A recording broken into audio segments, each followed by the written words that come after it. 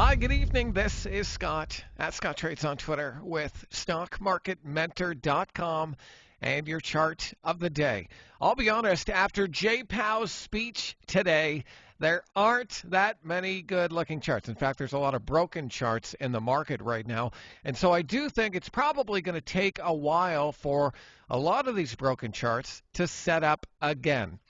This chart that I'm showing you right now is Shift 4 Payments. It's ticker FOUR. And despite the carnage, it's actually not broken. I mean, yeah, it did have a bit of a pullback today, and you can see it had clear rejection right around that high 70 range, but it still didn't break support. It's still above all the major moving averages here, and it didn't even come back down to the 21-day despite what happened in the SPY and the Qs. And so this is one that I'm watching. It's a stock that I'm, as Dan Fitzpatrick would say, stalking. I want to keep this one on my radar because despite the pullback in the market, as I said, this one held up okay. Now, that doesn't mean that it can't fall down and even fill this gap here to the downside if the wheels come off the market. But the fact that we had a bad reaction to the FOMC announcement today and this stock held up okay